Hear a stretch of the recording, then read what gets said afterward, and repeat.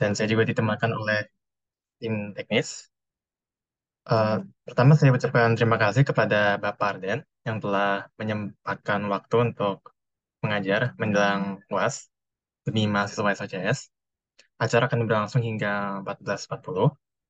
Lalu juga selamat datang kepada para mahasiswa BINUSIN 25. Oke. Baik, sebelum kita mulai, ya mahasiswa yang di Zoom harap di-mute. Apabila ada pertanyaan bisa disampaikan saat sesi Q&A yang bisa dibuka tutup oleh dosen. Lalu ketahui juga bahwa sesi ini akan direkam dan nanti akan dipost di YouTube yang di Binus untuk bisa dilihat lagi. Oke. Sebelum kita memulai acara, alangkah baiknya kita melakukan berdoa terlebih dahulu. Ya, berdoa, mulai.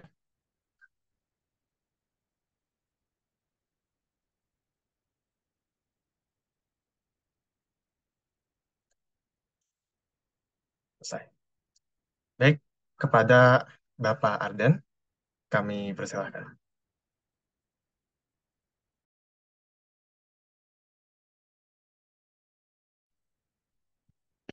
Halo. Baik, Sudah selamat kedengeran, Pak? ya selamat siang. Saya Arden D5254 dari Computer Science ya. Diminta bawa materi buat responsi UAS. Jadi saya share screen ya. Iya, Pak. Oke, PPT-nya putih. Jadi ya. Oke, jadi untuk materi UAS saya mungkin pertama mulai dari before UTS. Jadi materi UTS kemarin masih ingat ya. Materi UTS kemarin itu dari session 1 sampai session 7 dan 8 juga sih. Nah, itu kebanyakan teori-teori mengenai domain driven design dan sebelumnya. Misalnya kita punya bounded konteks. Kalian diminta membuat diagram bounded konteks ya. Un- Kemudian kan diminta menjelaskan integration techniques. Baru sewaktu di kasus diminta membuat kelas diagram, hanya diminta membuat value objects, entities, dan domain services. Ini yang paling simple dari semua domain driven design modeling blocks ya. Itu yang sebelum UTS. Seperti biasa kalau di BINUS, kita itu materi UASnya itu biasanya lewat dari yang sebelum UTS. Jadi setelah UTS, kita pindah. Yang akan ditanyakan itu lebih ke materi session 8 ke atas. Ya. Jadi materi pattern software design itu kita akan menggunakan materi session 8 sampai 13. Yang bisa dilihat di sini dan di BINUS Maya. Entities, value objects, domain service kenapa masih ada? Karena ini adalah basicnya domain driven design. Kamu nggak mungkin bikin DDD kalau nggak pakai ini. Jadi ini pasti ada. Kemudian kalian akan diminta mempelajari session 9, 10, 11, 12, 13. Ini semua ada di Binus Maya. Mengenai format soal, itu mirip dengan UTS. Jadi bisa di reference ke UTS kemarin.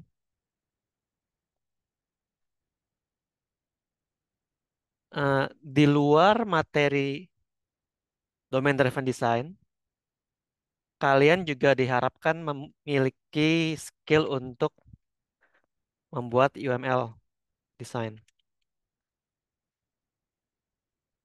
Ya.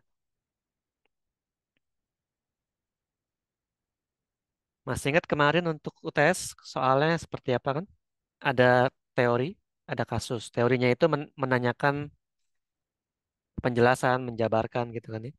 Untuk kasusnya kalian diminta membuat rancangan aplikasi. Rancangan aplikasi itu berarti kalian diminta membuat desain. Kalau diminta desain itu akan diminta membuat UML diagram, kelas diagram, sequence, mungkin ada yang pakai step diagram kalau ini flowchart mungkin.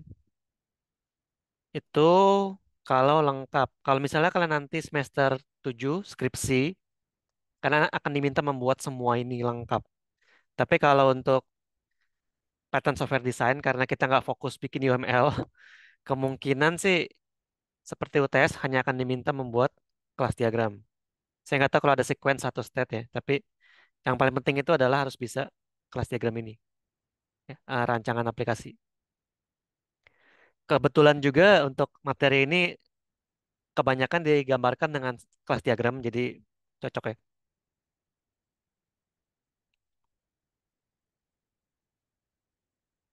Oke, itu untuk materi eh, UASnya. Ada pertanyaan dulu sampai sini?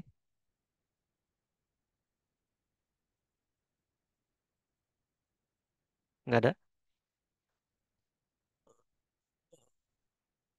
Oke, jadi untuk materi kemudian saya mungkin mau bawain materi dikit-dikit.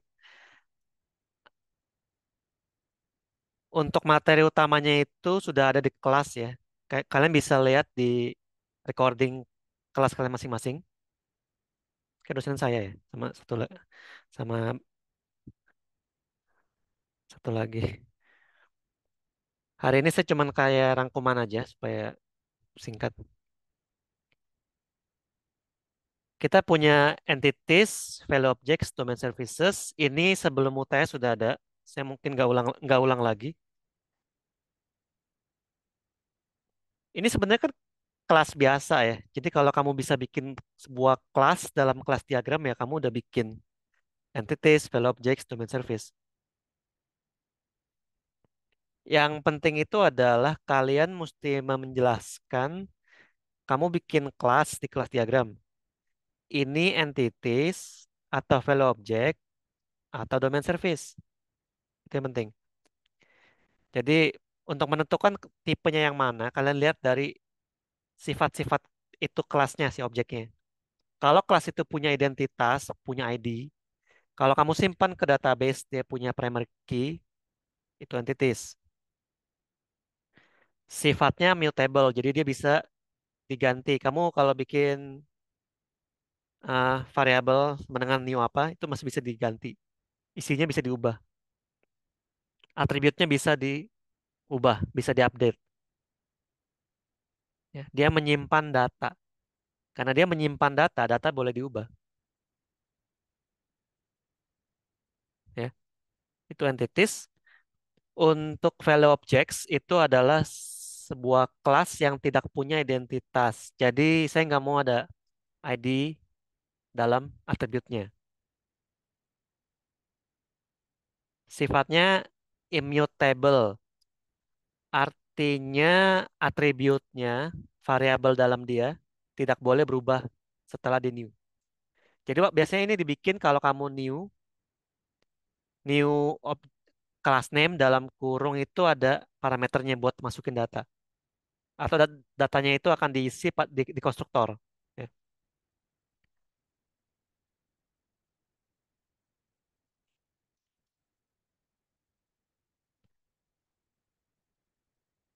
seperti itu. Beda sama entities yang datanya bisa diupdate kan. Jadi entities boleh punya kayak setter, ada update, ada eh, change value dalam kurung apa. Itu boleh. Tapi kalau value objects, kamu bikin new class name dalam kurung, datanya tutup kurung udah. Kamu hanya hanya boleh getter di value objects ya. Nah, saya lihatnya itu sebuah kelas yang kalau kamu mau bilang dia value objects, kamu nggak boleh punya identity, nggak boleh punya primary key, dan dia itu nggak boleh punya setter atau method yang mengubah nilai. Update, change, apalagi insert kayak gitu ya. Value object kalau entities itu menyimpan data, Value objects itu adalah datanya yang disimpan. Jadi dia itu benar-benar nilai saja.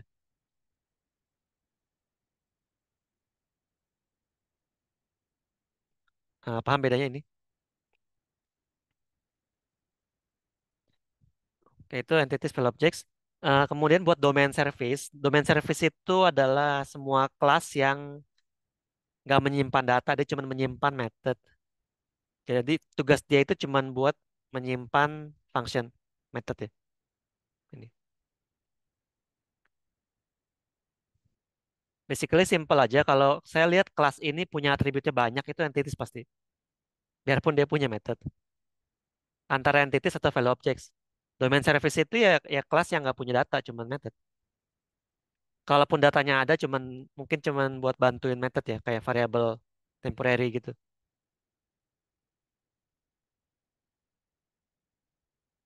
Bisa ya. Itu ya bedain dia sama value object sih. Kalau kamu bikin sebuah kelas yang menyimpan data dan punya method, itu entities. Kalau datanya itu immutable, nggak berubah, itu value objects. Gitu aja. Domain service itu sebenarnya lebih langka daripada entities. Kamu pasti bikin bikin kelas kebanyakan entities. Baru domain service itu yang terakhir. Ya. Ini bisa ya. Ini di kelas diagram paling cuman kasih tahu aja kayak. Ini saya bikin kelas. Ini kelasnya student. Student bla bla bla. Plus minus segala macam lah ya. Bla bla. Ini apa entities atau value object? Kamu boleh bilang dia entities. Kamu boleh bilang dia value object.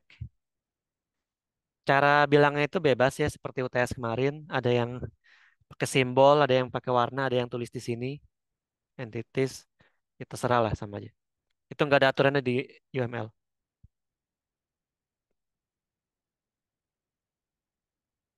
Sampai ini ada pertanyaan?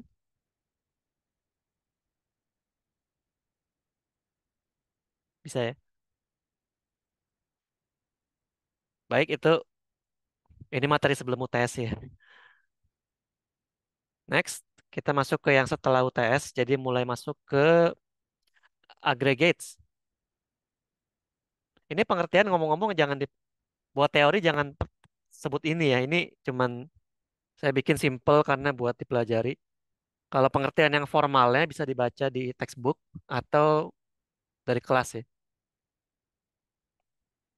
Pengertian simple, aggregates itu adalah mengelompokkan satu dan lebih kelas dalam grup-grup yang saling terpisah. Setiap grup ditentukan berdasarkan invariance. Kalau kamu ketemu kata invariance, itu simple aja. Itu requirement. Business logic. Aplikasi kamu suruh misalnya, aplikasi saya aplikasi seperti GoPay. Requirementnya apa? User bisa melakukan payment secara digital. Itu invariance. Intinya, eh, grouping ini akan ditentukan berdasarkan kebutuhan. Jadi nggak tergantung cara coding masing-masing. Setiap orang bisa bilang, saya punya ada 3 kelas. Bagaimana bikin agregatnya? Bisa seperti ini. Jadi 2 kelas, 1 sama 2 itu satu agregat, 3 terpisah. Bisa seperti ini. 2, 3 diagregatin, satu terpisah. Bisa semuanya masing-masing. Ini tergantung kebutuhan masing-masing. Jadi kalau kamu sama teman kamu jawabannya beda, belum tentu salah sih. Mungkin aja make sense selama dia masuk di akal ya, it's okay. Gitu ya. Jadi buat agregat sebenarnya sulit juga dibilang mana yang salah, mana yang benar. Tapi yang lebih kelihatan benar salahnya itu adalah dari syarat yang ini.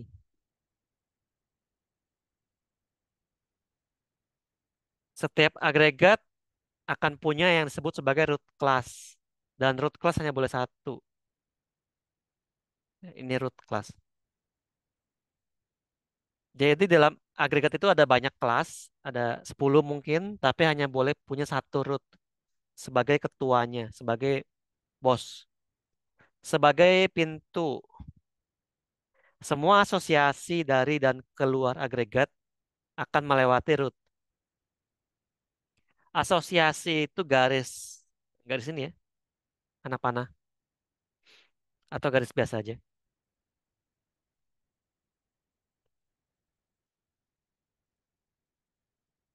Kayak jadi gimana sebenarnya gimana ini? Nah, kalau di kelas diagram intinya ya cuman seperti ini aja sih. Ya, kelihatan ya. Jadi sebuah kelas diagram ini simple ya. Saya nggak sebut mana entity mana value object. Ini contoh penggambaran kelas diagram yang diinginkan. Sebenarnya masih nggak lengkap sih. Saya nggak bikin metodenya belum lengkap semua ya. Anyway, kalau saya nggak pakai agregat, saya bikin biasa aja ya. Saya bikin biasa aja. Ada ada kotak kelas, ada class name, ada attribute, ada method ya seperti ini. Tolong kalau UAS dijelaskan seperti ini ya, lengkap. Ada kotaknya, ada class name-nya, atributnya, metodenya. Kosong pun nggak apa-apa, tetap mesti ada space-nya. Kalau sama sekali kosong, aneh sih. Pasti minimal ada atribut ya, ada data kan. Ini mungkin kalau saya kasih ini ya, ini entity, value object ini entity. Ini student itu entity, address itu value object. GPA itu juga value object, karena dia nggak punya identitas ya. Score juga kan cuman score udah jadi kan. Course itu entity. Ini transaction ini kelas maksudnya entity. Ini transaction itu adalah satu kelas. Jadi dalam satu kelas ada mata kuliah, ada daftar studentnya siapa aja, ada pengajarnya siapa. Ini juga entity. Kamu biasa kalau bikin kan kayak gini, nggak pakai agregat ya. Begitu dibilang bikin agregat, agregat itu cuman garis batas. Jadi ya coba gini aja. Ini ada warna merah, kuning, biru ya. Ini aggregates. Aggregates itu garis-garisnya itu merah, kuning, biru. Garis batas yang menggambarkan ini grup satu, ini grup 2 gitu ya. Ini grup satu, ini grup 2, ini grup 3.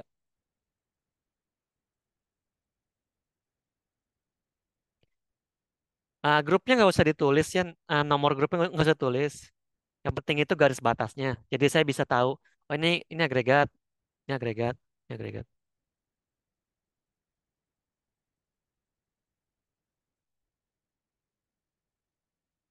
Oke. Jadi kalau dibilang bikin agregat ya tinggal di garis. Kamu nggak perlu bikin 2 kali ya. Kamu bikin sekali aja. Ya. Jadi sewaktu kamu jadi hasil akhirnya udah jadi kelas diagram, itu langsung ada garis batasnya. Kamu nggak perlu ce- cetak 2 kali ya. Nggak usah. Pokoknya langsung hasil jadinya aja. Langsung ada garisnya. Ini seperti kayak student, address, GPA satu grup. Lecturer satu grup aja. Transaction juga satu grup. Course satu grup. Kenapa saya bilang student itu sama GPA satu grup? Mungkin karena menurut saya ini semuanya adalah datanya si student. Jadi GPA ini punya student, address punya student. Nggak ada yang pakai GPA lagi selain selain student. Jadi ya digabung aja.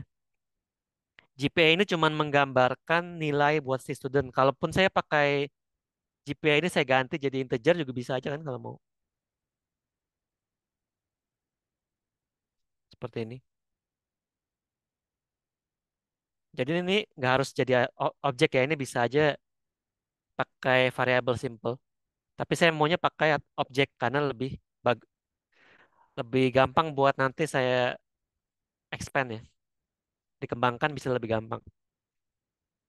Itu yang saya bilang, mungkin teman kamu lebih sukanya, saya maunya gabungnya seperti ini aja, ini sampai sini, GPA sendiri, ini, ah, ini boleh, ya, karena tiap orang bisa punya pengertian masing-masing. Ini sebenarnya lebih bergantung ke tadi sih, invariance, ya, ke requirement. Kalau di kasus ini karena saya yang bikin, jadi saya tahu kalau requirementnya itu student sama GPA itu gabung. Jadi ya saya gabung. Itu aja. Beda kasus, beda requirement ya mungkin bisa berubah. Mungkin GPA itu gabung ke tempat lain. Anyway, yang kayak gitu ya. Jadi kalau bilang bikin agregat, gambar garis batas setiap grup agregat. Oke. Kemudian tentukan root. Mana root di sini? Root bisa apa aja sih ya? Saya nggak ada syarat root harus entity atau gimana. Tapi biasanya root itu adalah yang kelas yang paling penting, yang menjadi kelas utamanya sih. Misalnya untuk grup 2 saya akan bilang rootnya adalah si student. Ini root.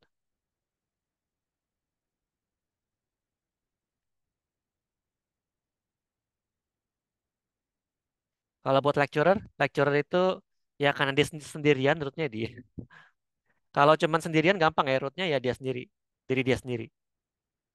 Kalau ada banyak, kamu pilih yang paling utama. Kelihatan sih.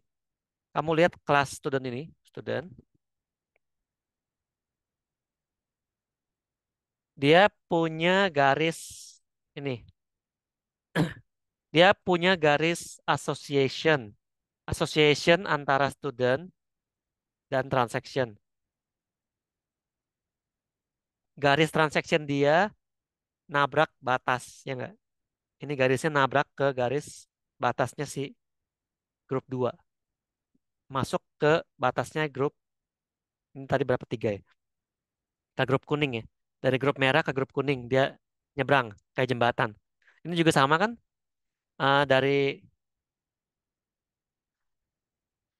Dari grup ungu ke grup kuning juga ada dia nabrak nabrak garis batas. Garis association yang nabrak seperti ini hanya boleh nempel ke root ya. Karena rootnya adalah student, karena rootnya student, maka student boleh nabrak ke transaction.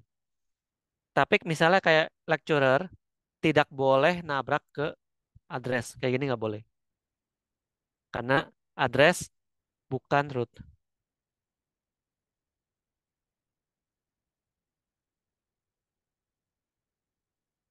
Oke? Bisa? Address bukan root, jadi nggak boleh nabrak. Ini saya ada contohnya. Ini salah. Kenapa salah?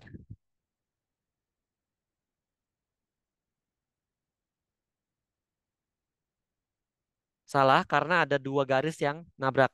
Yang di sini dan yang di sini. Ya kan? Dari grup ungu nabrak ke merah, kuning juga nabrak ke merah. Cuman nabraknya itu ada dua ya. Satu ke sini, satu ke sini. Kalau kayak gini rootnya yang mana? Dua-duanya boleh. Permasalahannya kamu kamu mau yang mana? Kamu mesti pilih. Ya. Makanya saya bilang dia salah. Cara betulinnya bagaimana? Gampangnya itu adalah kamu hapus garisnya salah satu. Tapi mungkin jadi masalah ya. Kamu kan bikin agregat ini setelah bikin kode UML ini kan, kamu udah jadi association itu jadi coding udah jadi nih. Kamu nggak mungkin tiba-tiba lecturer address hilang gitu kan? Nggak mungkin dong. Berarti kamu mesti hapus address di sini. Karena garis ini kan melambangkan codingan ya, melambangkan referensi association ke sebuah tipe data. Kalau kamu hapus garisnya, ini hilang juga. Codingnya berubah ya. Kamu boleh hapus codingnya atau cara lain adalah kita mengganti agregatnya. Jadi agregat address ini bukan agregat student lagi, tapi dipecah menjadi agregat sendiri. Paham ya? Jadi ada dua cara buat betulin. Kamu ganti coding artinya ganti garis juga, ganti gambar. Kamu ubah garisnya, ada yang dihilangkan garisnya atau gimana. Atau agregatnya yang kamu ganti. Kamu pecah dua misalnya. Jadi sekarang mereka masuk ke root masing-masing. Kalau keadaan seperti ini, semua root a- akan saling nabrak, tapi yang di dalam agregat nggak keluar. Kayak GPA ini kan sendirian ya. Dia nggak kemana-mana. Dia cuman ke student. Masih dalam lingkupan si grup merah ini. Karena itu dia tidak masalah ya. Sampai sini paham?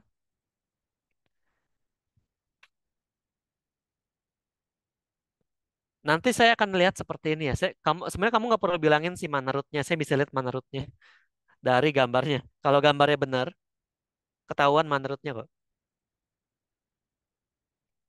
Semua yang bukan root pasti cuma ngumpul dalam agregat masing-masing. Mereka nggak ada garis keluar gitu ya. Nggak seperti ini. Terus seperti ini. Ini jadi ketahuan tanpa saya perlu bilang root, pasti student ini root. Ini juga ya ini sendirian ya semua root pasti. Tapi hati-hati kalau kamu kecil-kecilin semua. Kalau ujung-ujungnya nanti GPA mesti jadi root lagi. Kayak ini bikin kepisah lagi kayak gini. Ini udah nggak ada artinya lagi ya, karena semua agregatnya solo. Buat apa?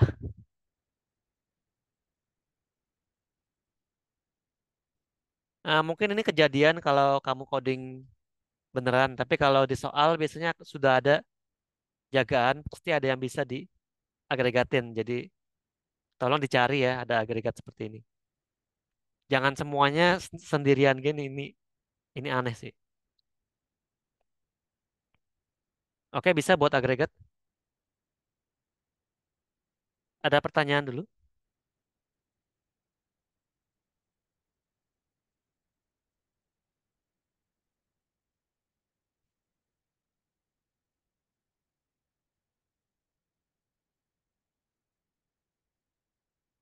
No?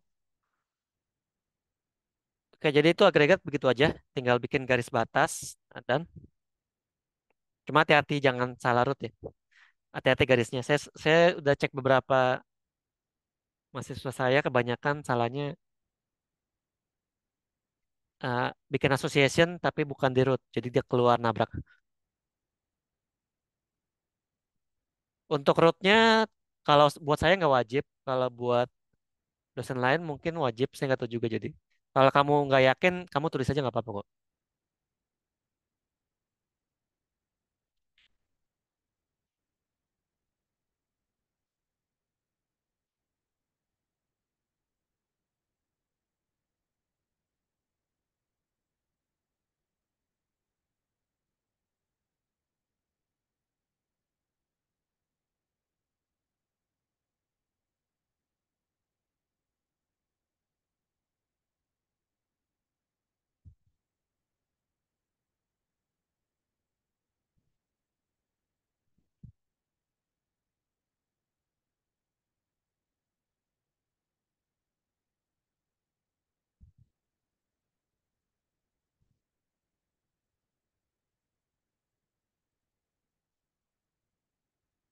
Saya sambil lanjut aja kali ya. Ini aggregates.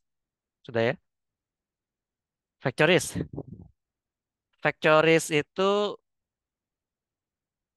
desain pattern ya.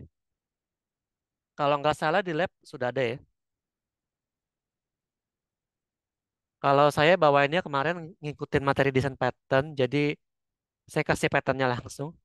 Jadi untuk factory itu factory method ada dua tipe, factory method pattern sama abstract factory pattern. Ini bukan mana yang lebih baik sih. Mereka itu ada ketentuan khusus buat dipakainya kapan. Jadi lihat situasi, bukannya kamu pilih pakai yang mana gitu ya. Kamu lihat kasusnya apa. Untuk lebih detail nanti akan lebih dijelaskan di materi framework nilai arsitektur semester 5 ya. Kalau saya mungkin cuman cara pakainya aja. Juga bisa dibaca di sumber luar ya yang lebih detail. Pertama, kita ke factory method dulu. Ini. Factory method adalah sebuah pattern milik Gang of Four digunakan untuk membuat objek. Jadi objek creation, di mana tipe data yang konkret itu akan ditentukan oleh subclass. Itu pengertian formalnya. Kalau gampangnya sih, ini dibuat untuk kasus di mana ada satu objek yang punya variasi dalam bentuk inheritance. Contoh yang lebih detail. Saya punya soal seperti ini. Ada 3 pilihan jalur saat registrasi masuk perkuliahan. Mahasiswa, kamu pilih mahasiswa pengen jadi apa? Mahasiswa reguler, mahasiswa internasional, mahasiswa double degree di BINUS ya. Ah, ini cuman contoh soal, jadi cuman ya kayak gini lah kira-kira ya. Misalnya nanti toko menjual 4 macam roti, roti manis, roti coklat, roti susu, roti nanas. Ah, kita bisa membeli tiket pesawat dengan beberapa tipe kelas bisnis, kelas ekonomis, kelas VIP. Ada dua ruangan, ruangan murah, ruangan mahal. Intinya ada variasi, ya, tipe, jenis, eh, pilihan dan lain-lain. Selama dalam bentuk benda ya. Kalau ini bukan logik tapi benda. Jadi bukan if else ya, bukan variasi logik tapi variasi tipe. Ya. Tipenya apa?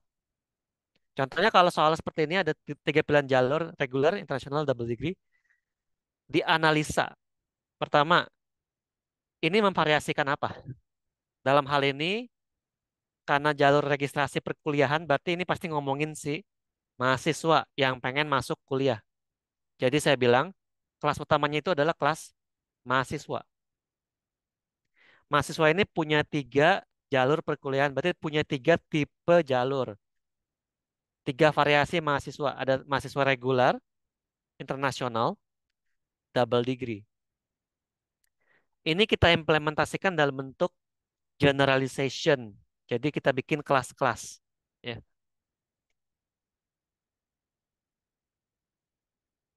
Gambarnya kayak gini. Jadi kita punya mahasiswa yang punya variasi regular, internasional, double degree.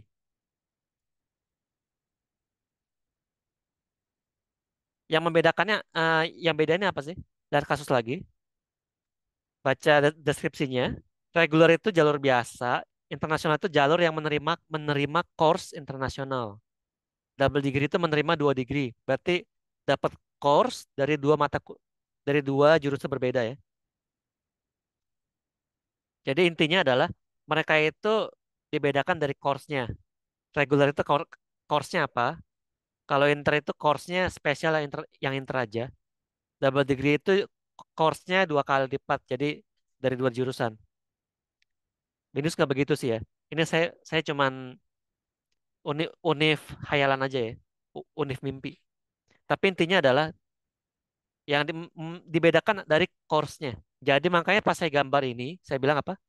Load courses.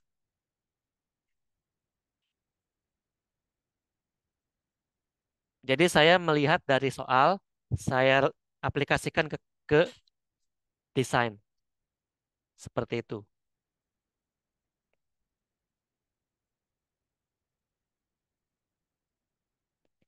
Dalam sebuah inheritance yang divariasikan itu sebenarnya bukan datanya, tapi metodenya. Jadi saya akan bikin satu kelas parentnya, si mahasiswa. Ini saya pakai garis bawah ya. Harusnya itu italic. Harusnya italic. Kenapa italic? Dia abstrak kelas. Tapi kamu kan di kertas nggak mungkin italic tuh. Makanya saya pakai underscore. Itu maksudnya abstrak kelas ya.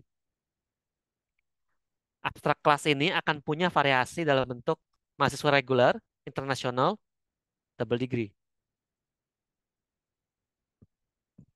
Dan mereka semua ini ada load courses. Jadi ini semuanya load course ini akan overriding ya. Ini overriding. Mereka semuanya overriding.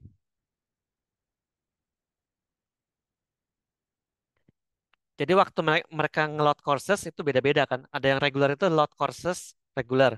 Ini load courses internasional. Ini load coursesnya from degree ini sama ini. Seperti itu. Nanti jadi datanya itu kan beda nanti. Ya itu kalau punya variasi seperti ini ya. Kalau kita punya eh, kalau soal itu ada variasi tipe, biasanya akan dibikin dalam bentuk inheritance seperti ini. Jadi kamu mesti menentukan, oke ini variasi, apa yang divariasiin? Parentnya, nama parentnya apa? Kemudian variasinya dalam dalam bentuk apa? Apa yang divariasikan? Course-nya, NIM-nya, namanya, gimana, apanya gitu ya. Karena dia courses, maka saya bilang load courses. Kalau NIM mungkin generate NIM. Ya. Ada metode yang membedakannya. Selebihnya tinggal metode yang tadi tinggal di copy paste, tinggal diulang aja, ditulis lagi. Nanti akan di override. Karena kita nggak ada codingannya, jadi kamu nggak perlu coding kan. Kamu cuma bikin gini aja, udah selesai gitu ya. Bisa bikin seperti ini ya, bikin variasi. Ini basic OOP. Oke, setelah kita udah bikin kelas dengan variasinya udah jadi, baru kita mulai pertanyaan, apakah saya perlu bikin factory? Karena nggak semuanya perlu di factory-in. Nah, ini lebih ke butuh apa enggak sih? Butuh apa enggaknya itu adalah apabila menurut kamu kelas ini cukup penting buat dibikin, pembuatannya itu cukup rumit, kamu nggak pengen ngulang-ngulang, kamu bisa bisa pakai factory. Ya, jadi kalau buat di industri itu nggak semuanya harus di factory-in sih. Kamu kamu yang nentuin pakai pakai pengalaman kamu, pakai insting kamu, butuh apa enggak. Tapi kalau buat ujian sih pakai-pakai aja ya. Ada variasi langsung pakai aja lah. Nah, masalahnya kita mau pakai factory mana nih? Kita punya dua kan. Factory method, abstract factory. Ya pasti ya method ya karena saya taruh di sini. Factory method, kenapa pakai factory method? Karena yang divariasikan cuma satu kelas, yaitu kelas mahasiswa. Ini yang pengen divariasikan cuma satu ya. Ini bukan bagian dari sebuah grup atau sebuah kelompok atau sebuah kelas lain. Fokus kita cuma satu mahasiswa. Ini yang menjadi fokus, ini yang jadi utama. Oke, karena dia sendirian, cuma satu parentnya, maka ini menggunakan factory method. Jadi itu ya factory method. Apabila ada kelas yang yang punya inheritance, dia sendirian, dia yang jadi fokus. Itu kita pakai factory method. Cara bikinnya bagaimana? Saya langsung kasih gambar hasilnya kali ya. Nih, ini factory.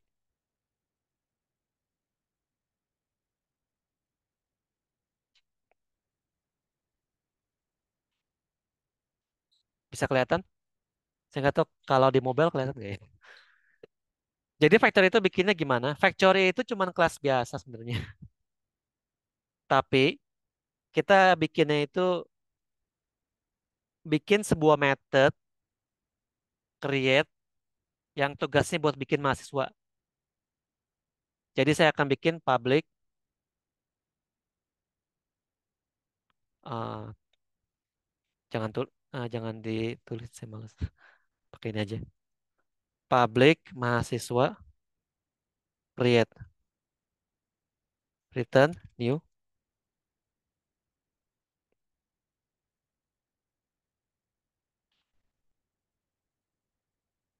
seperti itu.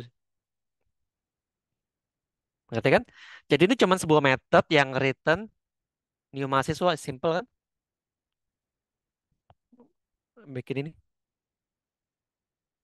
Makanya saya gambar kayak gitu. Ini mahasiswa factory, ada garis association ke mahasiswa. Karena dia ada tipe mahasiswa di sini. Karena dia ambil nih. Karena dia ada referensi. Simpel aja kayak gitu.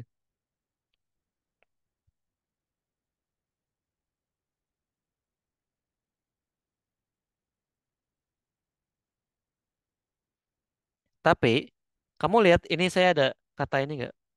Kalau terlalu kecil di mobile ini tulisannya interface. Jadi mahasiswa factory itu adalah sebuah interface.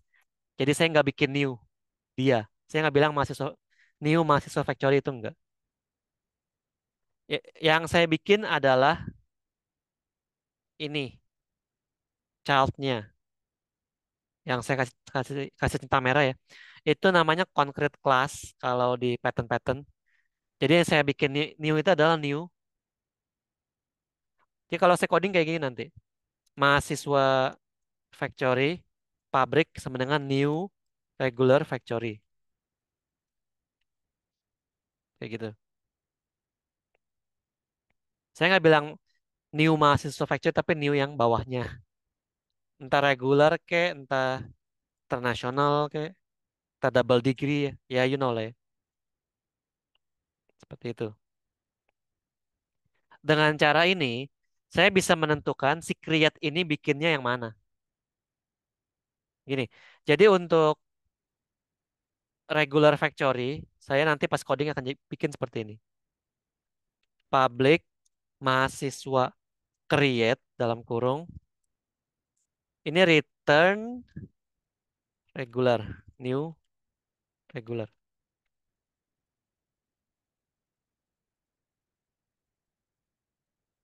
Oke, bisa? Kemudian kita punya public mahasiswa create return new international.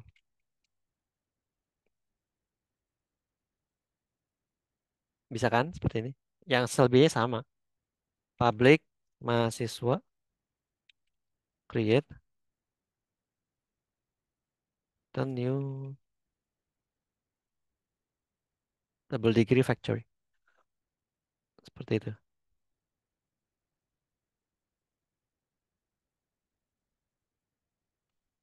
Gitu ya. Udah sini gini aja.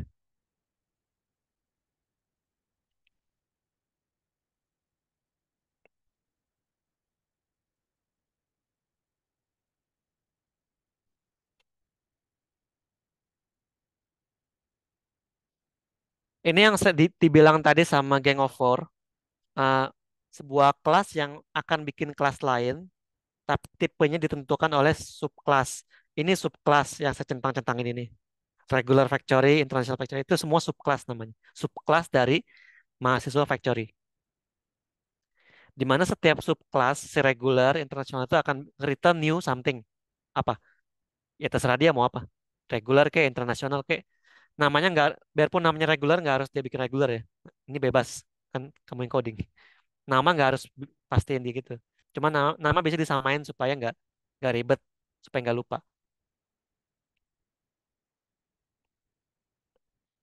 Paham seperti ini.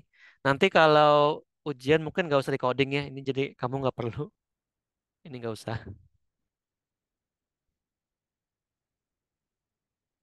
Kamu cuma perlu bikin gambar seperti ini aja. Jadi akan dilihat ini dua bagian ya. Kalau bikin factory pasti ada yang mesti divariasikan. Jadi saya lihat dulu ada nggak yang divariasiin di soal. Dalam hal ini ada variasi mahasiswa. Oke, variasi mahasiswa. Ada nggak variasinya? Dibikin nggak dalam bentuk inheritance? Itu akan dinilai. Kemudian baru dilihat, oh gambar factory-nya. Factory-nya pakai tipe yang mana ya? Kamu nggak perlu sebut, kamu nggak perlu sebut tipenya apa. Kelihatan dari gambar. Ya, kamu nggak perlu sebut ya. Kalau kamu sebut malah aneh sih. Kamu taruh di mana? Jadi langsung gambar aja, nggak perlu sebut-sebut nama lagi. Factory method atau abstract factory. Kemudian ya bikin kayak gini. Coding nggak usah. Ya. Hasil jadi ya seperti ini aja selesai. Kalau kamu lihat ini Kalau ada tiga variasi, berarti ada tiga variasi ya. Berarti ada tiga subfaktor ya. Yes.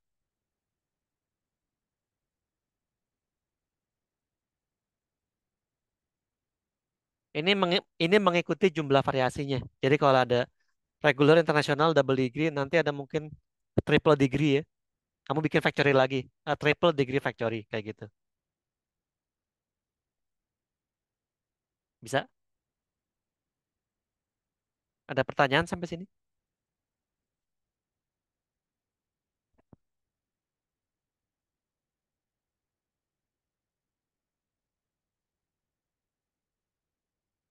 Bisa ya? Apakah ini boleh statik? Jangan statik ya, soalnya statik itu susah buat di dependency injection. Begini aja. Lagian ini kamu nggak bisa bikin statik. Statik itu paling di garis ya.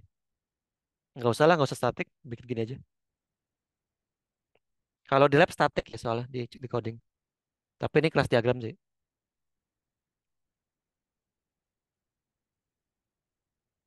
Itu factory method ya.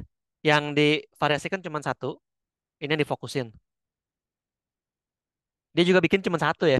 Dia fokus cuma bikin mahasiswa. Jadi nggak bikin yang lain. Nggak bikin course lah atau apa. Pokoknya dia bikin cuma mahasiswa aja. Fokus. Satu. Itu factory method pattern. Yang kedua, abstract factory pattern. Itu kayak gini. Pengertiannya nggak pakai kata paket, tapi saya bikin paket mungkin biar lebih kebayang ya. Jadi kamu kamu bikinnya bukan satu objek, tapi satu paket. Paket itu apaan? Itu satu grup ada banyak objek dalamnya. Jadi mungkin ada dua atau lebih gitu. Jadi satu variasi adalah sebuah sekumpulan objek. Contoh, bisa lihat di soal di bawah sini. Soalnya itu hamburger. Jadi pembeli bisa membeli hamburger. Ada tiga tipe hamburger. Hamburger yang original, hamburger yang delight, hamburger yang tropical. Kalau kamu lihat tadi yang factory method, itu dibedakannya itu cuma dengan penjelasan. Tapi kalau abstract factory itu dibedakannya kayak ada patternnya nggak sih? Kayak kalau kamu lihat ini daging, daging, daging. Ini juga ini sayur ya, sayur,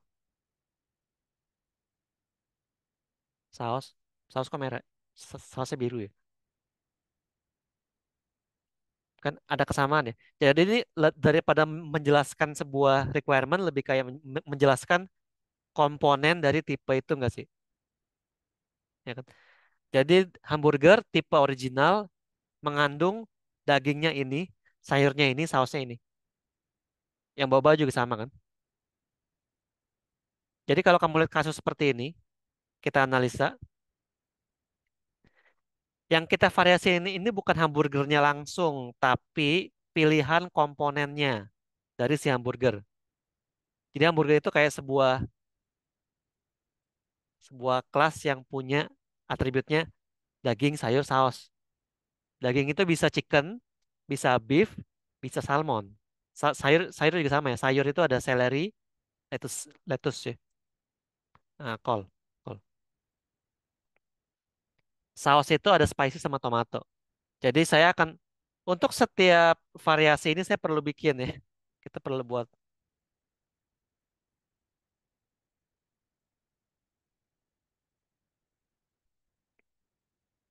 factory. Kita pakai factory itu abstract factory di sini. Karena kita memvariasikan pilihan komponen dari sebuah paket.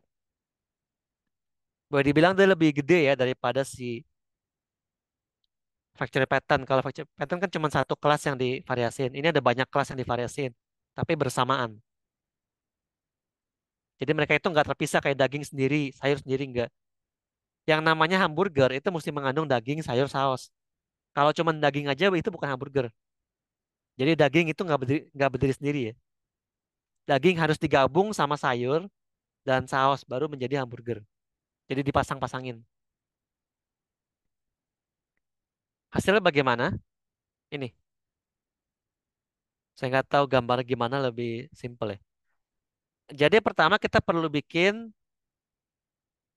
komponen tadi divariasiin. Misalnya ini daging, kita punya tiga variasi. Chicken, beef, fish. Sayur juga sama, sayur punya dua variasi ya. Saus juga sama, dua variasi.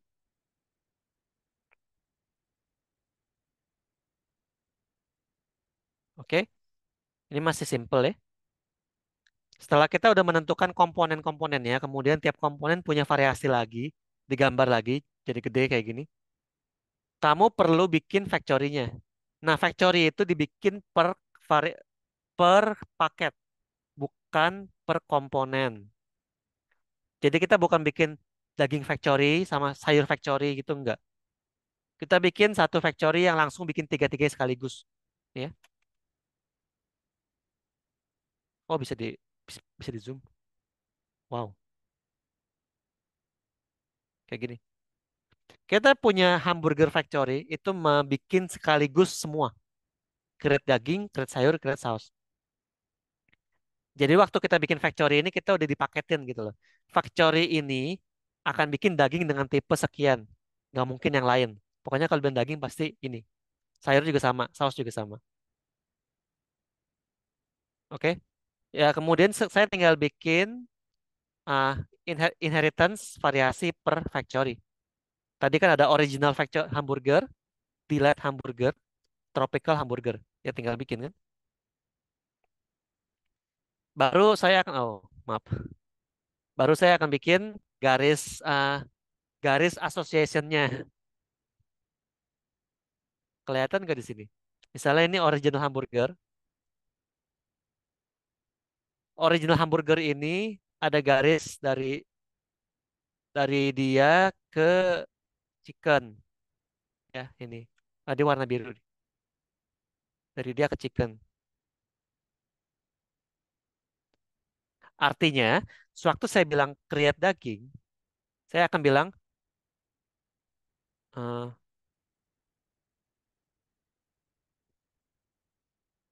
jangan merah, biru ya.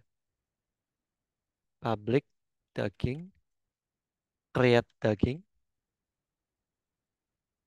return new chicken.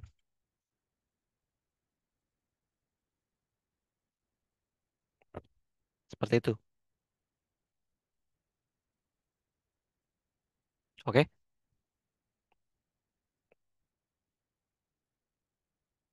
Nah, selebihnya kamu tinggal bikin garis sesuai soalnya ya. Nah, misalnya sayur nih, sayur. Sayur ini akan dibikin menjadi seledri, seleri. Saus juga sama, sausnya nanti pasti jadi saus.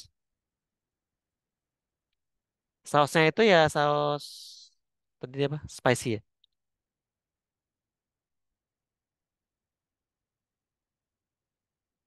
kayak gini. Original tuh yang garis biru. Jadi kok bisa ikutin gambar ini yang garisnya biru, dia kemana aja. Dagingnya ke chicken, sayurnya ke seleri, sausnya ke spicy. And that's it. Yang lain juga sama. Kamu tinggal bikin garisnya. Jadi banyak sih ya, tapi garisnya. Kalau untuk kelas diagram mungkin akan ribet pas gambar. Direncanakan dulu sebelum digambar ya, supaya nggak berantakan seperti ini.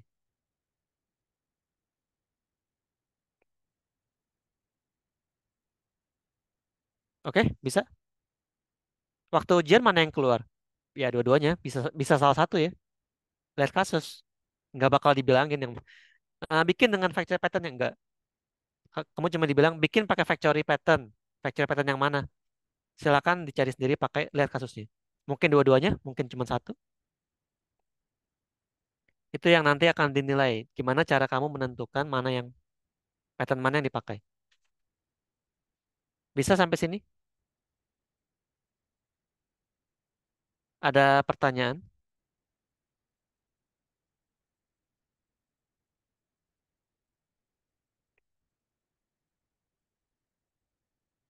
No?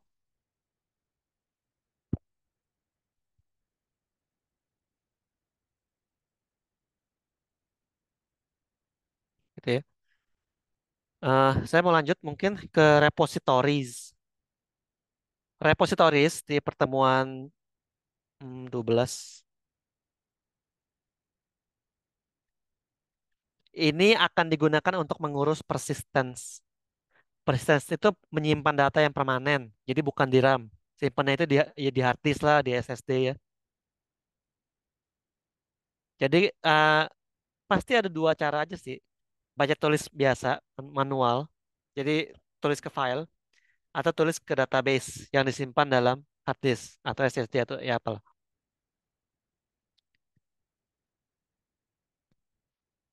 Biasanya kita akan pakai database. Biasanya karena zaman sekarang semua orang pakai database. Sudah lebih bagus ya. Nggak semuanya pakai database ya. Ada yang masih pakai file input output biasa. Kalau bikin video game itu biasanya pakai data biasa, bukan database. Database itu lebih ke data yang transaksional. Kalau kamu bikin aplikasi yang mengurus keuangan, perkantoran, sehari-hari, manajemen ya, itu biasanya pakai database. Kalau datanya itu lebih abstrak, kayak Facebook, data data pertemanan, data friend, itu kan bukan, itu bisa pakai NoSQL ya.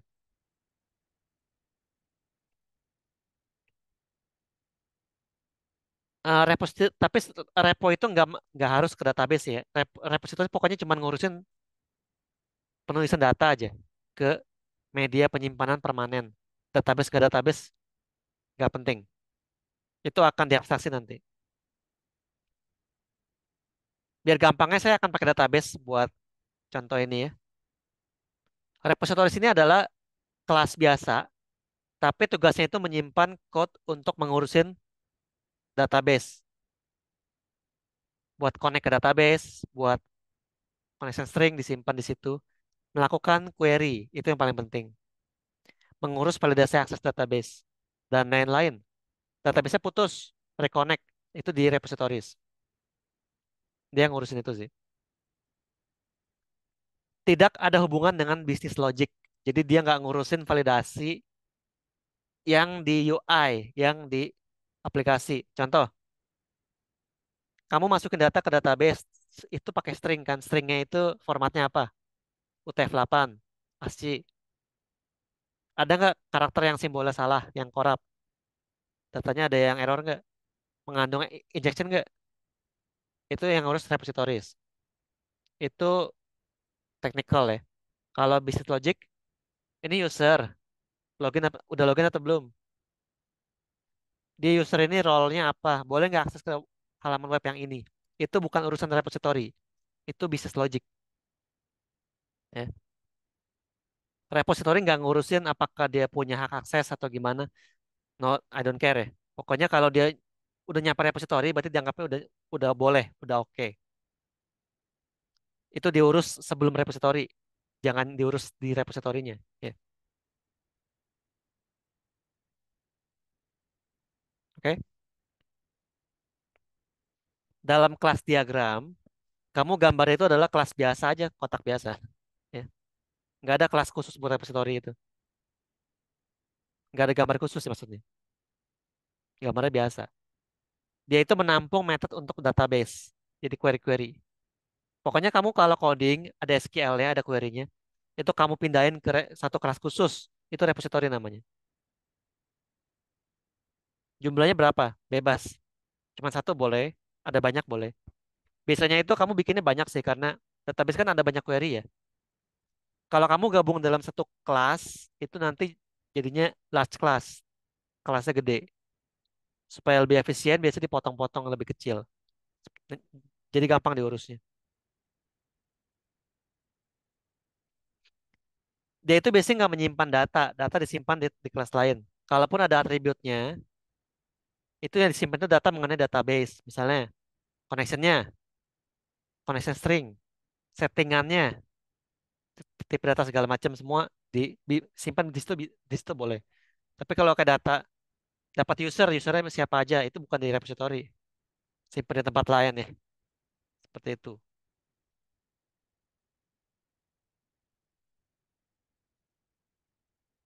Oke, jadi gimana kalau di kelas diagram? Paling kayak gini. Ini entity biasa, ada nim misalnya. Ini reponya. Kalau lihat gambar sih gak ketahuan ya mana repo, mana student ya. Yang saya bisa lihatnya itu dari bukan namanya, tapi dari metodenya, nama metode. Namanya itu biasanya lebih technical, jadi lebih dekat ke database. Insert, update, delete, select, get, search, find, by, kayak gini. Ya. Kalau yang kayak student itu entity, penamaannya biasanya lebih dekat ke business logic, kayak ubiquitous language ya. Misalnya kalau saya bilang insert, insert itu adalah kata-kata yang netral. Saya insert ke database, datanya masuk ke database, ya kan? Itu netral kan? Data masuk, datanya apa? Nggak tahu apa. Pokoknya masuk aja. Itu insert. Tapi kalau student, student kalau pengen masuk ke perkuliahan kan mesti register nggak sih? Mesti daftar dulu ya. Nggak sembarangan di insert kan? Sebelum masuk database mesti daftar dulu, validasi dulu, ujian dulu ya nggak? Nanti ujiannya udah beres, baru diregister. Ini register ya isi cuman insert. Jadi pas kamu coding ini nanti public bool register ini cuman eh, student repository titik insert this return gini, ya kan? Cuma gitu aja.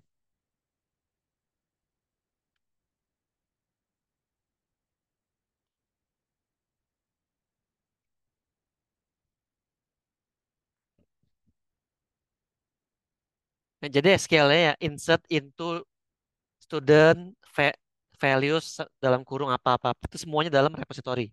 Itu SQL. Kamu nggak usah mikirin itu. Student itu nggak usah mikirin SQL-nya. Pokoknya dia cuma bilang student tolong ambil data kelas yang ngurusin database-nya student, reponya, titik insert. Apa yang di insert? Studentnya dalam kurung this student. Udah nyampe. Cara caranya bagaimana itu? Kamu nggak usah pikirin, student nggak usah pikirin ya. SQL atau file writer dot write gitu ya. Itu urusannya repository. Student nggak usah mikirin itu mah. Oke, jadi lihat penamaannya ya. Kalau yang buat application domain itu lebih ke penamaan yang sesuai dengan business logic. Misalnya contoh lain, toko kayak Indomaret gitu deh. Setiap kali ada pembelian, masukin ke database-nya enggak? Jadi kalau ada transaction repository, ada insertnya lagi, insert transaction. Tapi kalau di kasir, itu bukan insert namanya, tapi purchase ya enggak? Finish purchase, sell item, kan gitu. Penamaannya lebih dekat ke keadaan sehari-harinya. Jangan bilang insert, insert kan masukin doang apalah itu. Itu netral gitu ya. Gunakan bahasa netral di repository, gunakan bahasa yang lebih dekat ke domain di application. Sampai ini paham? Itu yang saya nanti lihatnya pas saya cari ini reponya mana ya. Saya bisa lihat dari penamaan metodenya.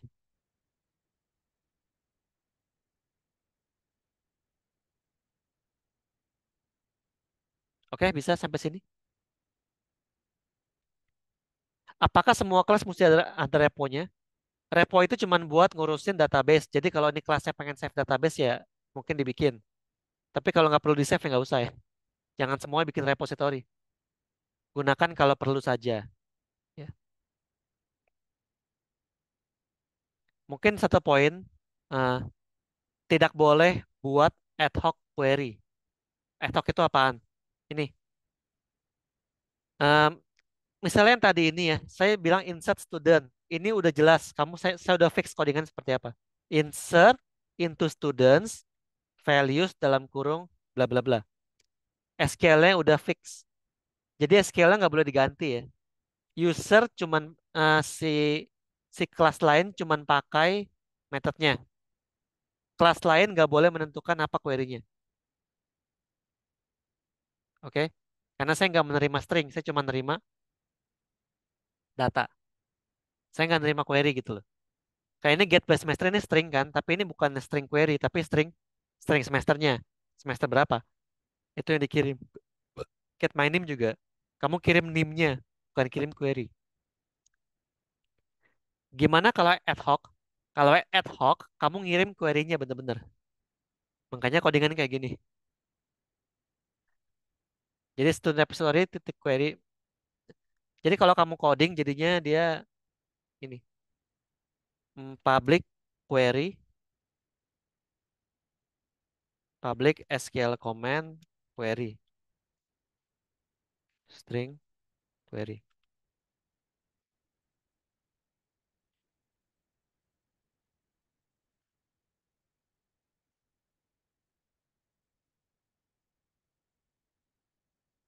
Jadi kalau nanti ada ya ada kesalahan yang pakai misalnya public void to something gitu.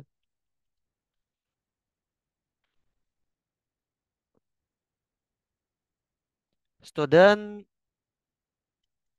repository titik query dalam kurung select bintang from.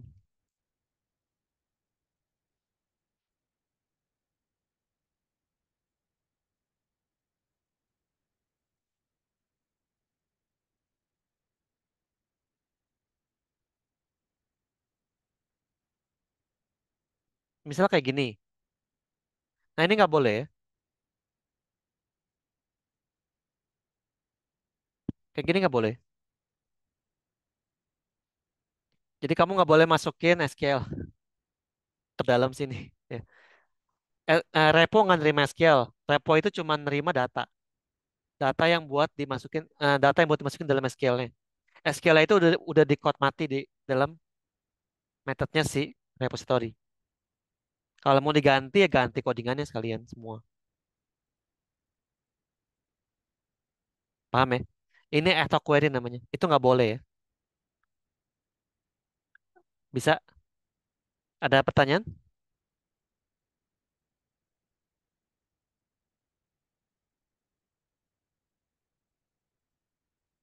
Biasa biasa buat QA berapa lama ya waktunya?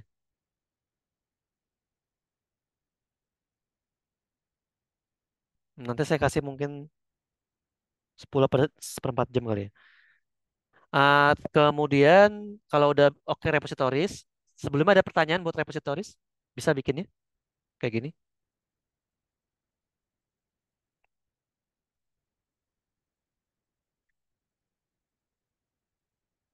bisa.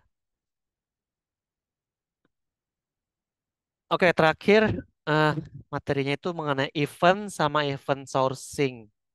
Event itu materinya dalam ya, sebenarnya bukan cuman kayak gini doang. Ini penjelasan terlalu dangkal sebenarnya. Event itu adalah perubahan data, namanya aplikasi dalam PC itu pasti data masuk, data keluar, ya. Pasti ada proses. Jadi pasti data berubah terus ya. Setiap itu ada perubahan, itu sebutnya event.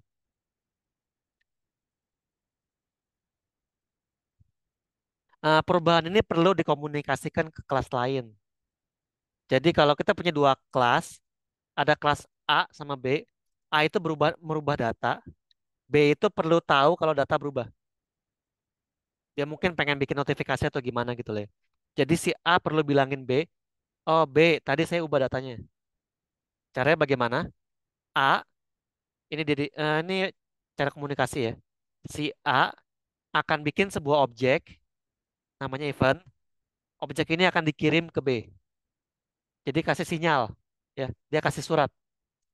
A akan kirim surat ke B. B, data ada yang berubah. Data apa yang berubah? Ini surat. Dalam surat ini ada datanya berubah apa? Ngerti kan? Jadi B akan tahu, oh siapa yang ngubah nih? Si A. Karena suratnya kan dari A. Data apa yang berubah? Ini datanya dalam surat ini. Selebihnya si B tinggal, ya datanya mau diapain? Oke, data berubah terus apa yang terjadi? B mau ngapain? Ya terserah B mau ngapain. Yang penting A ngirim gitu loh. Itu event. Ya. Jadi event itu ya tadi suratnya. Objek yang dibikin untuk menyimpan data perubahan. Formatnya bagaimana? Terserah kamu formatnya. Surat kan bebas ya, mau formatnya kayak gimana boleh. Jadi saya eh, bikin event seperti apapun boleh. Yang penting cara pakainya bener ya, kayak tadi.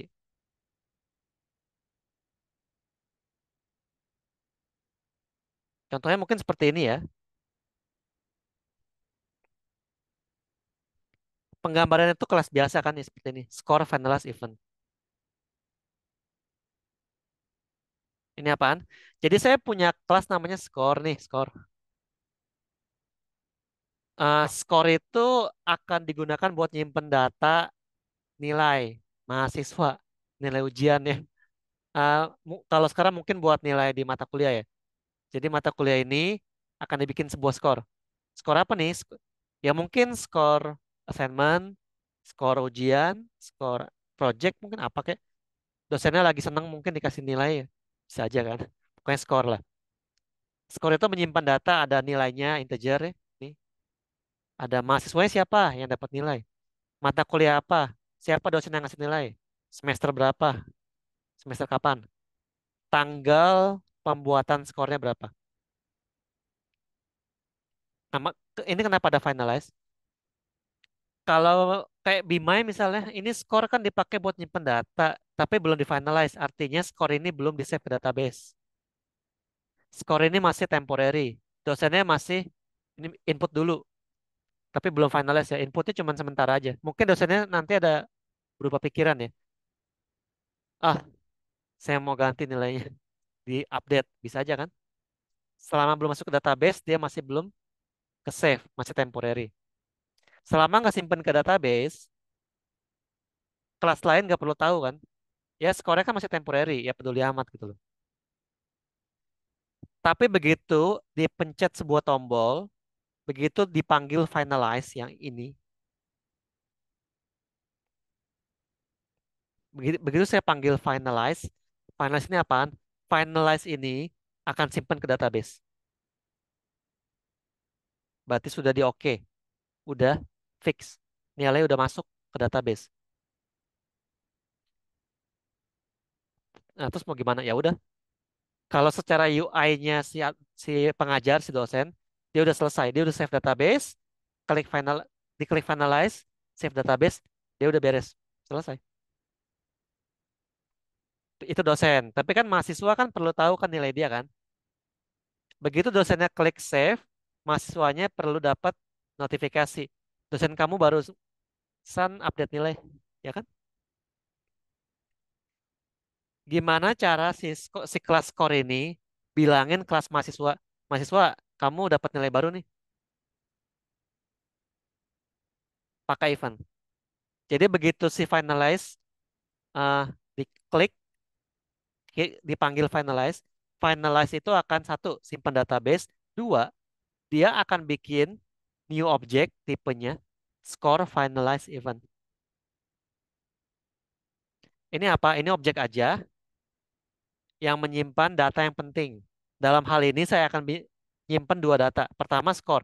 Skor ini apaan? Skor itu objek yang tadi skor akan dikirim semuanya. Saya tadi pikirannya pengen kirim cuman skor doang, cuman nilai doang, cuman saya butuh data mahasiswanya, student segala macam, jadi saya malas. Saya kirim semuanya sekalian. Sama date. Date ini bukan date yang sama ya. Date ini adalah date kapan dia dikirim oleh finalize. Jadi mungkin ada jeda beberapa detik ya dari save database sampai di notif. Intinya objek ini udah selesai. Ini event. Event cuma segini aja. Ya. Kenapa cuma segini? Karena proses pengirimannya itu beda beda topik. Event itu cuma bikin eventnya udah selesai. Cuman kan mau dikirim nanti. Kirimnya bagaimana? Kirimnya pakai nih. Masih ingat teknik integrasi ya? Sebelum UTS kan ada messaging and service bus, ada service ya pakai REST,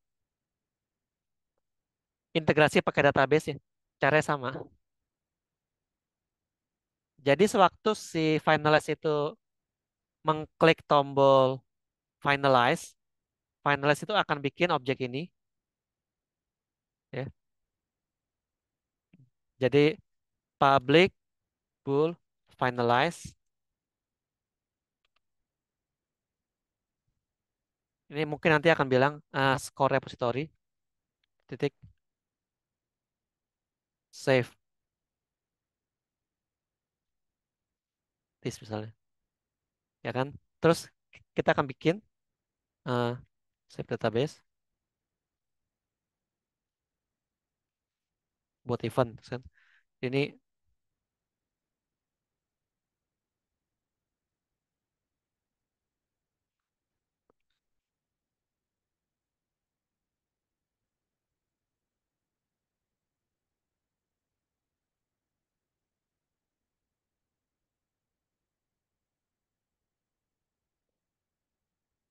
misal kayak gini.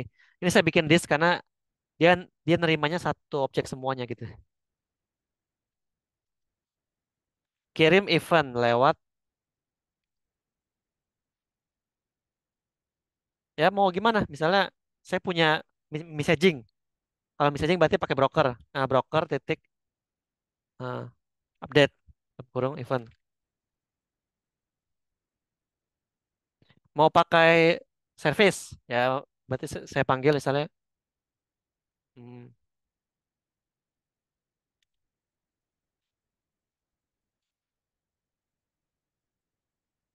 kayak gini, update score lewat database. Mungkin kalau lewat database ya udah nggak usah ngapa-ngapain. Nanti diupdate-nya otomatis sama sama kelas studentnya. Kayak gitu ya kira-kira. Jadi tetap perlu ngirim. Ngirimnya itu yang mesti kirim pakai metode lain ya. Messaging gimana lah. Itu mungkin nggak digambarin di kelas diagram sih. Yang di kelas saya ada gambarannya pakai PubSub ya. Publisher Subscriber Pattern. PubSub.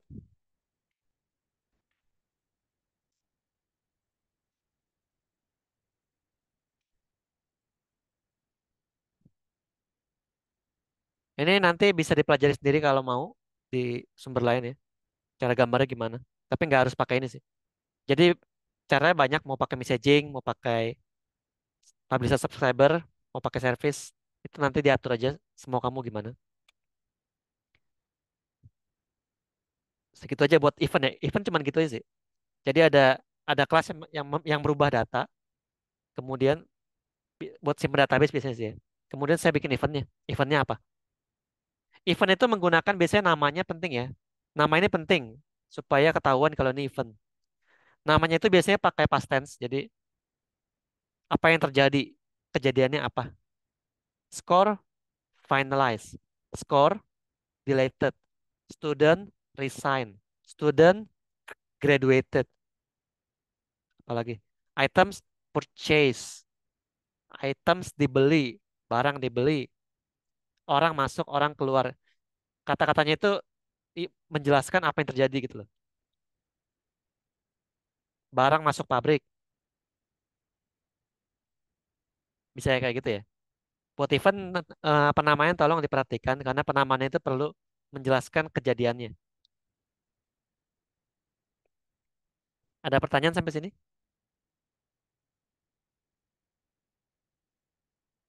Oh enggak, query, query taruh di repo. Yang nggak boleh itu repo nggak boleh menerima query. Eh, repo boleh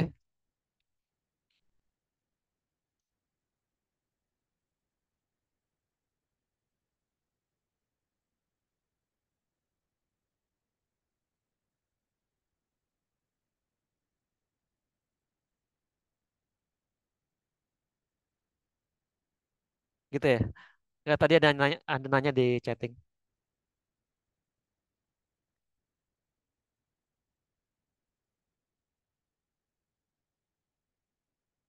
Buat event ada pertanyaan? Bisa bikinnya ya buat event. Jadi kamu perlu mencari ada nggak di kasus eh, requirement yang berubah data misalnya.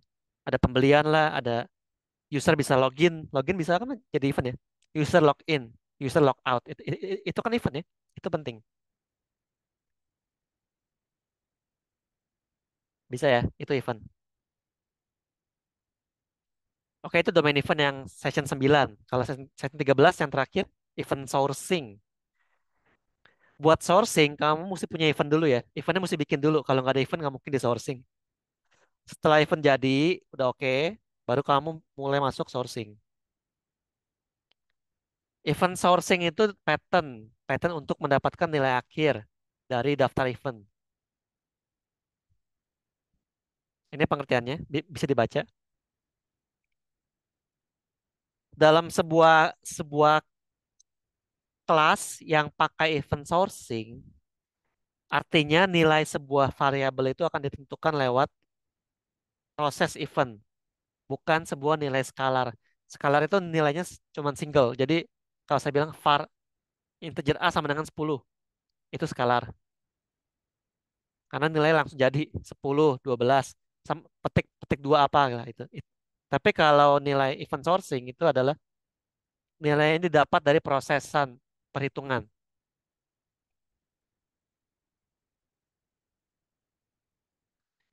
Oke, gambarnya gimana? Hmm, dalam kelas diagram,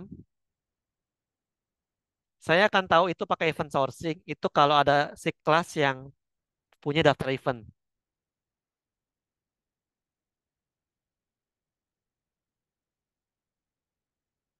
Lebih gampang. Contoh, langsung aja. Nih,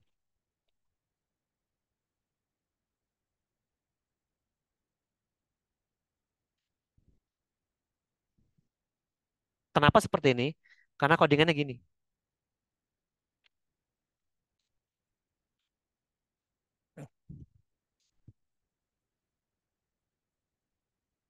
Ups, oh, warna merah.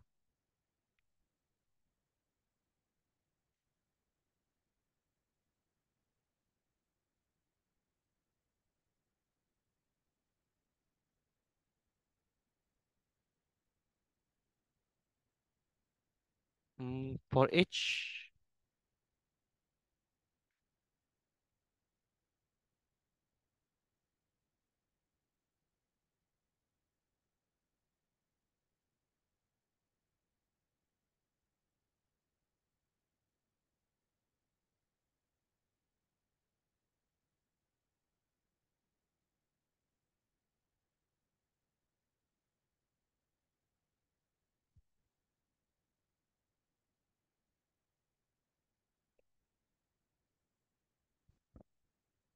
contoh kayak gitu lah. Ini yang saya bilang event sourcing. Ini jadi nilai akhirnya itu get score, dia akan balikinnya itu hasil proses. Jadi ada perhitungannya, nggak sembarangan langsung return score gitu, nggak. Diproses. Nggak harus kayak gini ya logiknya. Logiknya bisa apapun. Misalnya get yang eh, ambil dari list yang date-nya paling terakhir, get latest bisa aja. Jadi for each cari yang paling terakhir. Pakai link key boleh sih. Kalau ini saya hitung total score dibagi ada berapa kali dimasukin nilai. Jadi dapat rata-ratanya ya. Itu kan GPA ya. Ini harusnya ada weight ya, kayak ada persentasenya kan. Tapi intinya gitulah. Pokoknya ada proses, ada logic. Nggak sembarangan langsung dapat nilai. Kalau yang kalau bukan event sourcing, kalau bukan event sourcing mungkin dia cuman public double get score. Saya return misalnya 4,0 misalnya gini. Ini ini namanya scalar. Cuman cuman satu nilai atau mungkin dia eh, return score misalnya gini.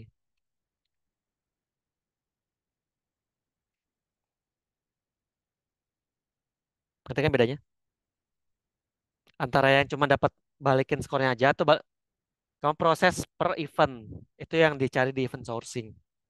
Jadi saya paling gampang bakal lihatnya cari ada nggak kelas yang pakai ini.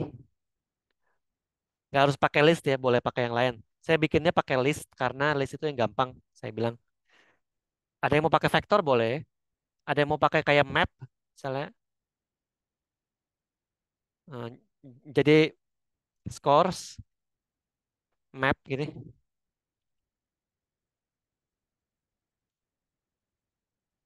bisa aja yang mungkin ada yang kayak gini misalnya. Atau nggak pengen pakai map, kamu pengen pakai array biasa ya kayak gini, boleh juga. Intinya saya minta dia collection, ya ada banyak jadi.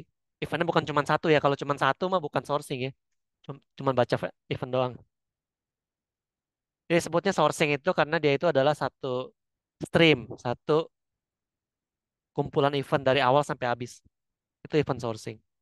Jadi yang saya cari itu yang seperti ini. Kemudian buat dapetin nilai itu mesti baca dulu eventnya, nggak langsung dapat nilainya langsung seperti ini ya. Ini bukan, iya. Ini coding ya? Enggak di coding. Yang saya lihat cuman gambar. Ini cuman buat ilustrasi, maksudnya isinya seperti apa sih? Isinya ya seperti ini. Tapi kalau hasil akhirnya kamu nggak perlu coding, ini nggak usah. Ini nggak usah. Saya cuma minta ini ya.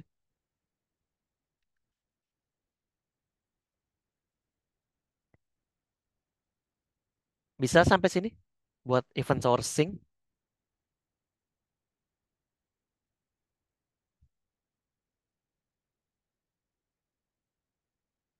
Bisa? Ada pertanyaan?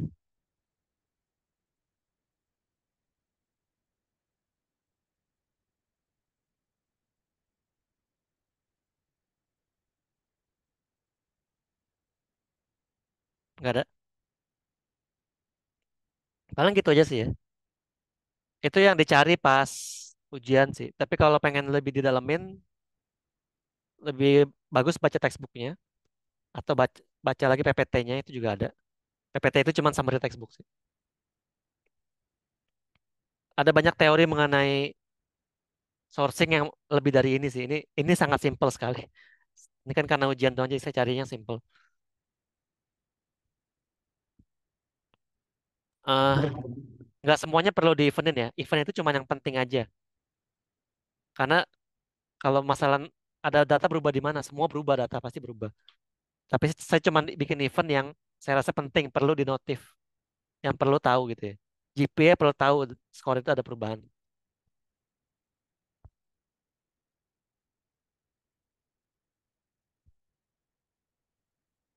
Sudah?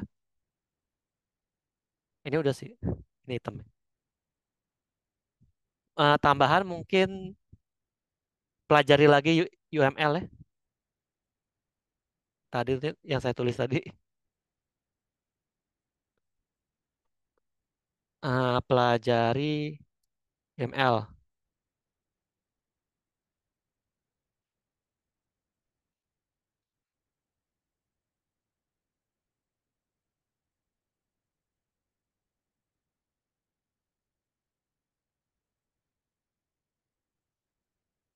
Dosennya kan bukan cuma saya ya buat mata kuliah ini. Jadi cara saya gambar sama cara dosenan gambar mungkin beda. Masalah bener yang mana? Kamu lihat standarnya UML. Jangan lihat dari kami. Kami mungkin ada beda dikit. Salah mungkin ada juga. Jadi ikut standar. Kalau kamu ikut sesuai standarnya UML, Unified Modeling Language, pasti benar ya. Kalau kamu ikutin mungkin kalau kamu ikutin yang dosen kelas kamu ya nggak apa-apa juga sih, sama aja. Karena yang koreksi dia kan. Ada kemungkinan yang koreksi beda ya, bukan beda, bukan kelas kamu dosennya. Jadi buat jaga-jaga supaya pasti benar, ikutin UML. Itu pasti benar soalnya. Itu kan standar ya. Dosennya nggak mungkin salahin kan. Paling itu aja. Ini harusnya udah ada dari pertemuan dari semester lama sih. Nanti pelajarin lagi ya. Kayak gitu aja buat materinya UAS ya cuman gini sih. Ini contoh-contoh ini saya kan nggak bikin agregatnya ya. Nanti kalau untuk ujian hasil akhirnya itu adalah kelas yang udah jadi semua. Jadi bukan sepotong-sepotong seperti ini. Ini kan cuma sepotong ya. Hasilnya itu nanti mesti jadi semua sih. Satu kasus gede dibikin diagramnya full. Agregatnya udah ada, factory-nya udah ada, ya. Factory udah ada, repositories-nya udah ada, semua udah ada sekaligus. Jangan dipotong-potong ya. Kalau beda konteks boleh dipotong, tapi kalau maka jangan bikin saya jawabnya buat factory, factory doang gitu. Kepisah dari yang lain, jangan. Diagram jadi semua full. Paham?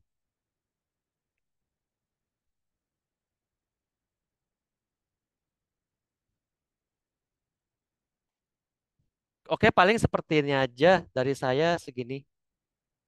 Mungkin sesi pertanyaan ya buat Iya boleh Pak Sesi, MC. pertanyaan teman-teman boleh ya nanya langsung atau lewat chat.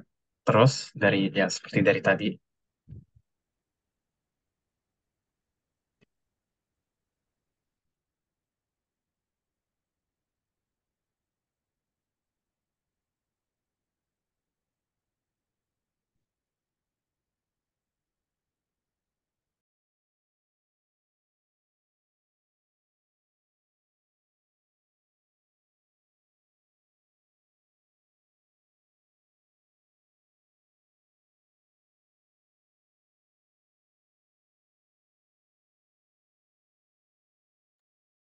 Ya, mumpung sedang menunggu pertanyaan ya, eh, Pak, apakah mungkin untuk membagikan hasil materi ini ke PPT-nya mau. tim kami? Nanti akan kami bagikan ke para peserta, Pak. Ya boleh. Saya kirimnya ke siapa ya? Boleh ke PIC kami, Pak, yang selama ini. PIC. Oh ya, dan nanti saya email ke dia aja ya, PPT ini. Iya, Pak, boleh. Oke, Terima oke. kasih.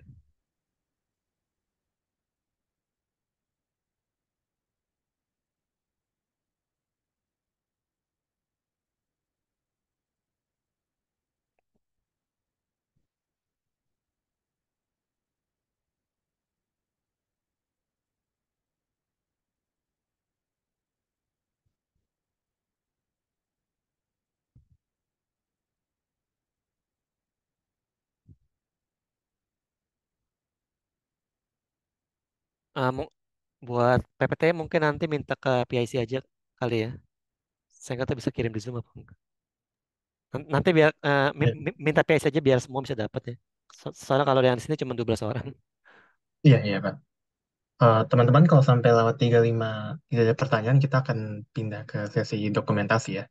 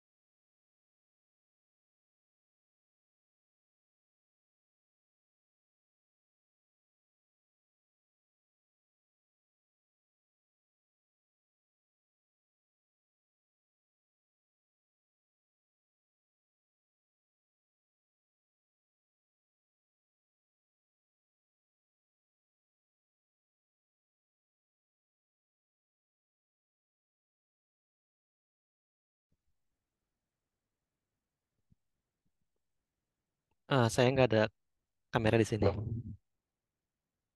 Soalnya di kantor sih.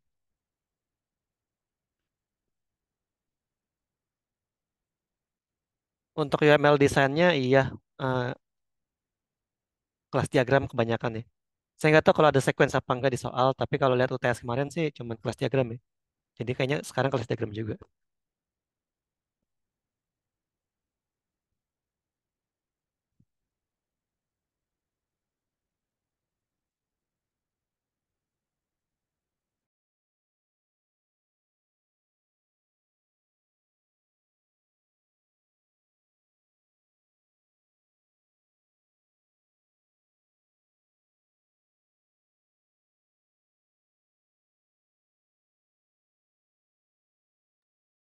Baik, sudah lewat 35. Teman-teman, tolong menyalakan kamera karena kita akan memasuki sesi dokumentasi. Dokumentasi akan dipimpin oleh teknis. Ya, halo semuanya. Yang punya kamera boleh dinyalain ya. Saya tunggu 30 detik dari sekarang sampai 14.36. Yang punya kamera boleh dinyalain. Kita akan lakukan sesi dokumentasi.